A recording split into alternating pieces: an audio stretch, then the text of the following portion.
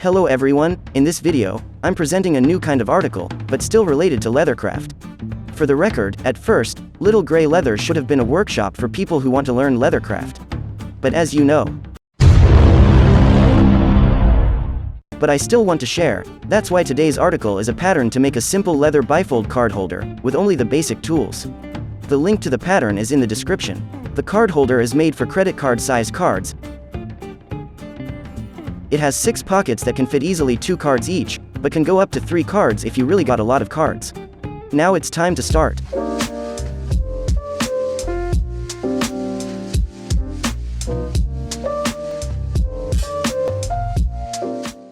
First you got to print the pattern, be sure to check 100%.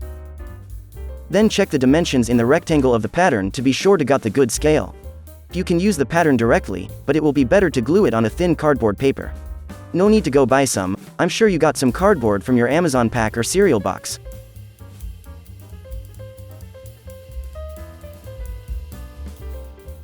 So, you glue it on cardboard, you don't need a special glue to do this.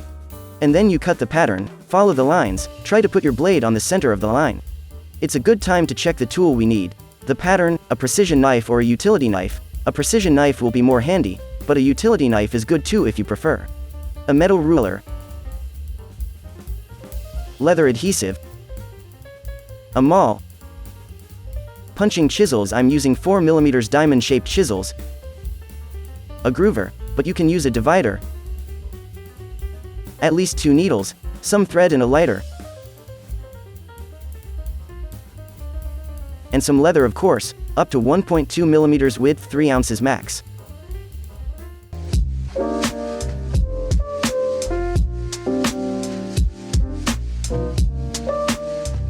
When you got everything ready, the first step before cutting the leather is to trace out the shape of the pattern. If you're not confident enough, this pattern is symmetrical, you can trace it on the back of the leather with a ballpoint pen. In the video, I'm not using the final version of the pattern, and the hole you can see, you don't have to cut it, it's a mark to help stamp my logo later during the process.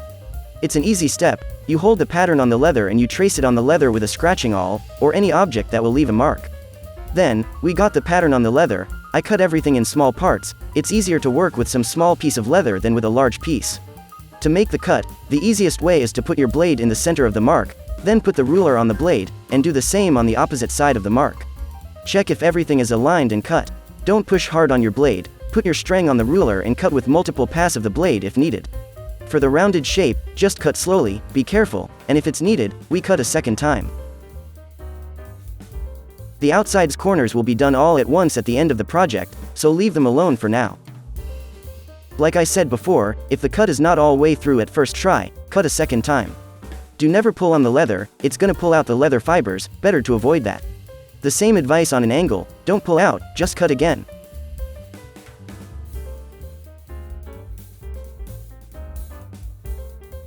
We're ready for the next step.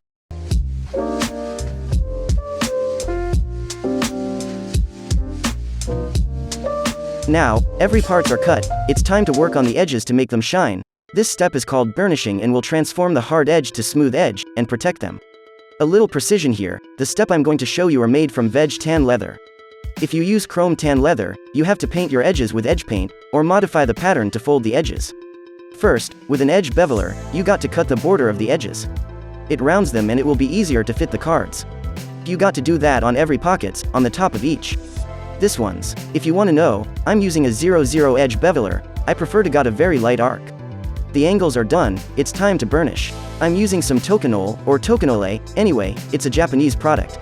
You can use that, or gum tragacanth, gum arabic, some saddle soap or just some water. Yes, it works with some water. I'm applying the Tokonole all the way on the edge and I spread it with my finger.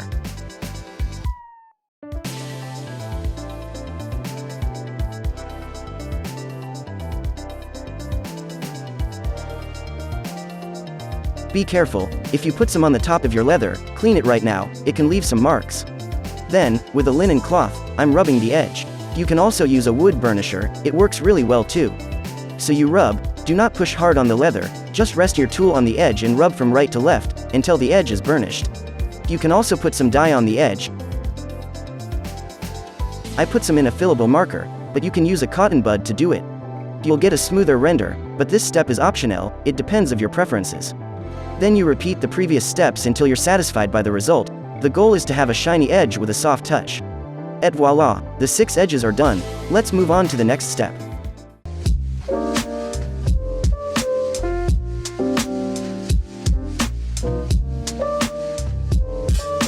Before starting, if you want, you can skive the bottom of the inner's pockets if your leather is a little too thick.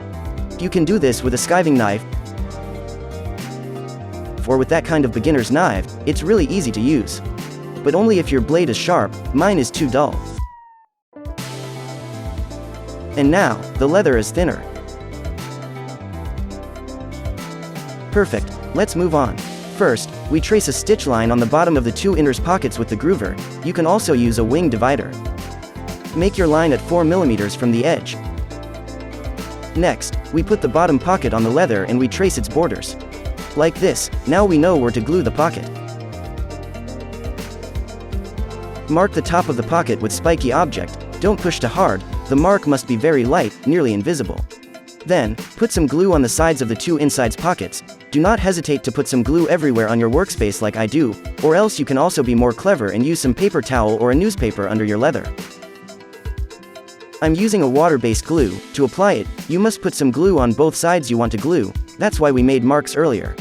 The glue needs to dry at least 10 minutes before joining the 2 parts. Only a thin layer of glue is needed. A few moments later. 10 minutes later, the glue is dry, it sticks on the fingers and is not white anymore, it becomes transparent. It means it's ready to use, and to glue each part, we just got to follow the marks we've done before on the leather. To be sure of the efficiency of the glue, you can use a hammer or a maul and lightly hit where your glue is. But I prefer to use some flat pliers, no need to pull hard on it, a firm pressure is enough. Do you remember this stitch line we've made earlier? It's time to use it. It's a guide to make or stitching holes. Don't forget this step or else your cards will fall deep in your wallet. First, take a plastic punching mat to protect your chisel, and a scrap of leather. It's easier to punch with that. Take your chisel, put them on the line you trace and strike again and strike until you go through the leather. Do that all along both lines. Once everything is punched, we can see the holes on the external part of the card holder, but don't panic, the outside's pocket will cover the stitches. To stitch, you need to measure your thread. It's more or less 4 times the length of the stitch line. I taking 10 more centimeters to put my needles and be sure I got enough thread.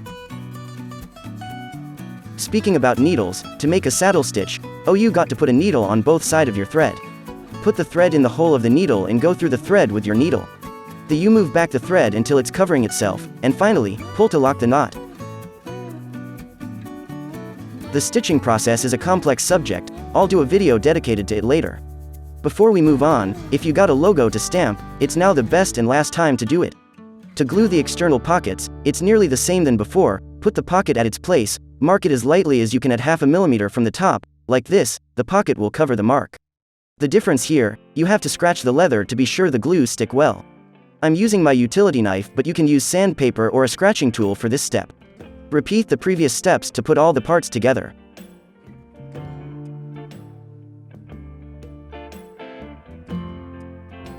In this example, I want my logo in the same side when I open the wallet, so I'm careful to glue the good pocket on the good spot.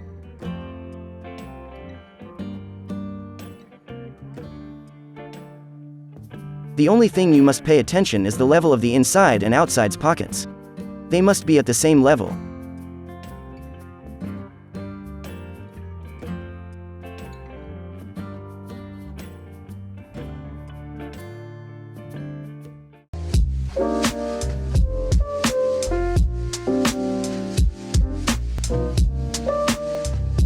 Now, everything starts to look like a wallet. Time to cut the corners. I'm using some round-shaped corners, but you can use a round object, like a coin, and use it as a ruler to cut the corners. I'm tracing the stitch line at 4 mm from the edge. If you got some difficulties with the corner, you can rotate the wallet, it's easier I think. The lines are done, now we have to punch all around the wallet. And yes, I'm not actually doing it, the table where I'm shooting is not stable enough, so I did it off camera and here's the result. I like to make the first sanding here before stitching. I'm using a 500 grit sandpaper first, then I sand all around, and I'm repeating this step with higher grit sandpaper.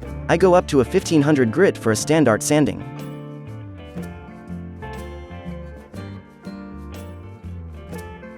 Next, it's time to bevel the angle, even if you can do it later if you prefer. For a small object made to go in your pocket, I think it's important to bevel the edges. It avoids the wallet to grip your pockets, and the feeling is better when you got it in your hand.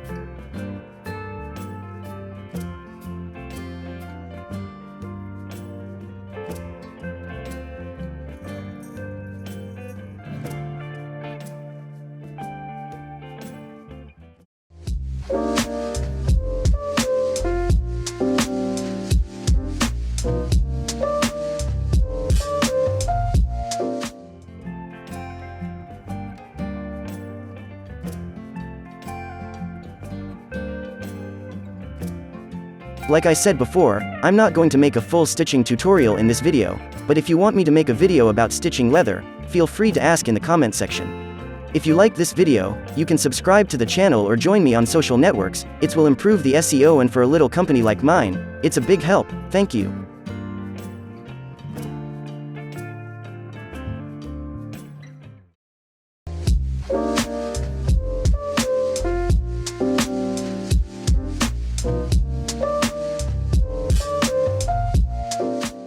For the final step, we got to burnish the edges.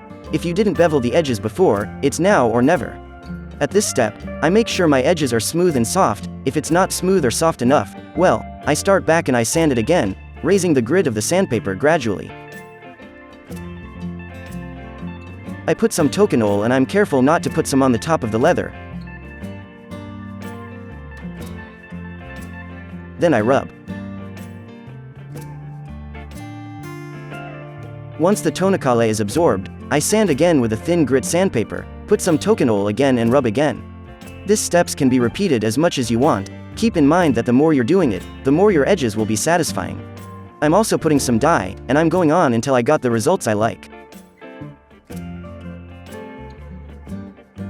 If you discover the video directly from YouTube and not from Etsy or my website, littlegrayleather.com, you'll find the link to buy the pattern in the description. And again, the search engine optimization is very important for my activity. Don't hesitate to share this video on your social network, to ask your questions, and to subscribe to the channel. I hope you liked this video despite the strange digitalized voice. Thank you for watching, and see you soon for the next project.